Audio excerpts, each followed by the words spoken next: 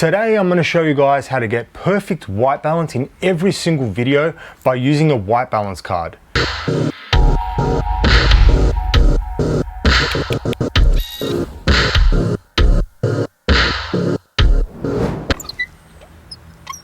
What's going on, guys? My name's James and my channel is all about tips, tricks and tutorials that can help filmmakers get to where they want to be faster. If you find this content useful, please hit the like button, please subscribe and hit the bell icon for any future videos. Now, the white balance card has a white card, gray card and a black card. And we use these to get our white balance right directly from the camera or in post. Just before we start, I've got to say, having a white balance card is one of the most valuable pieces of equipment you guys can have in your kit. And these things only cost about $10, but I still see so many video guys just do not use them.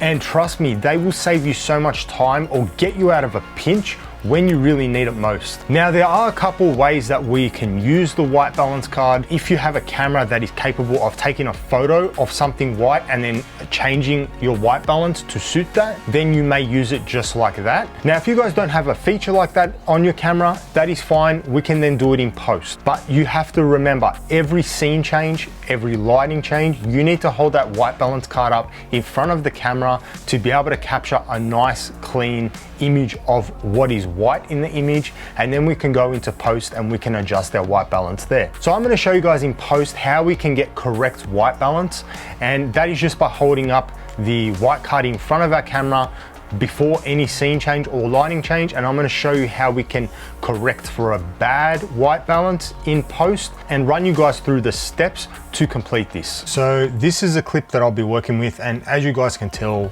the white balance is completely off. We are looking very blue, very cool. So what I'm going to do is I'm going to show you guys how we are going to change this white balance and get a correct white balance. I was lucky that I held a white balance card during the clip, and it doesn't need to be during each clip as long as the scene stays the same, lighting stays the same. It's actually pretty simple to white balance this clip. Now, just keep in mind, I'm using Final Cut Pro. In Premiere Pro, DaVinci, it all pretty much works the same. We are working in a way that completely the same in Premiere Pro and the same in DaVinci Resolve. So the first thing we need to do is get into our color grading workspace, so color and effects. So the next thing we're going to do is we're going to go to our effects and type in mask, and we're going to grab the draw mask tool and we're going to drag that onto our clip. Next thing is when we go back into the inspector window, we can then see our mask. We select it and we're going to draw a mask over our white card. Doesn't need to be perfect, as long as it just captures a fair bit of it.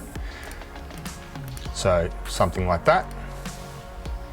So that's what we're working with. So the next thing we need to do is set up our scope. So I'm going to go with a dual scope setup. So probably that one there. Make sure you select vector scope as one and RGB overlay as the other. So because we are just working with a white card, we are only going to affect the white balance for pretty much the highlights. If you want to get the white balance correct for shadows, midtones and highlights, use the gray card and the black card and the white card.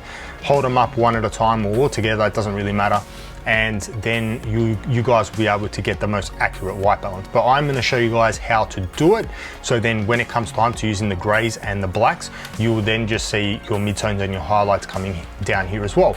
So the main objective is here, if we look at our vector scope, white, because it's got no color, this line should not be here. So the longer this line here is on our vector scope, it means that the image is more saturated. So white being white, there should be no saturation because there's no color. So this dot here should be in the center of our vector scope. So that's what we'll be aiming to get. So under this RGB overlay right here, there's a white line, which we can't see at the moment because the green is taking up that white line. So what we need to do is we need to try get everything onto that white line. So the blue needs to come down, the red needs to come up, and then we can level it all out and get a proper white balance. So how we're going to go about changing our white balance now and adjusting it is pretty simple. We just go on over to our effects again, and we're going to type in curves, and we're going to get a color curves. So we're going to drag that onto our clip. We're going to come up here to our color inspector window and we can see curves. Because we've got the white card, I'm only going to show you guys how we affect the highlight in this tutorial, because that's all we have to work with. Pretty much as I said before, we can see the blue is very high up. So we need to go down here to the blue curve where the highlight is, and we are going to drag that down. So as you can see, it's coming down. So about there. So see, as we can see here, we can see the white line now is showing. Now we can also see the red line is down, so the red line needs to be boosted back up to this white line. So we are going to do the same here. So we're going to drag this and we're going to go all the way there. So as you guys can see now in the RGB overlay, we have no blue boosted, no green boosted, no red boosted. Everything seems level.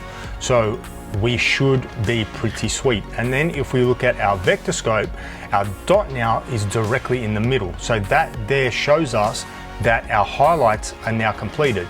And how we can check to see if the white balance has been improved is we can go back to our draw mask and we can turn it off.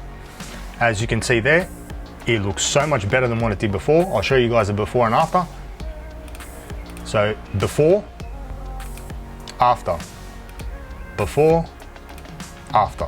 Straight away we have corrected the highlights. Yes, there is midtones that need to be corrected and there is shadows that probably need to be corrected, but this is just a demonstration just to show you guys how easy it is to adjust your white balance and get perfect white balance in post. So like I said before, if you need to do your midtones and your shadows, you need to go in and get a gray card showing and a black card showing, and then we need to make sure we get all our other colors directly on that line, because that then means that the color is neutral, there is no color casting, and we are exactly where we need to be for white balance. I hope this video was able to teach you guys something today. Just remember that it's very important to get your white balance correct right from camera.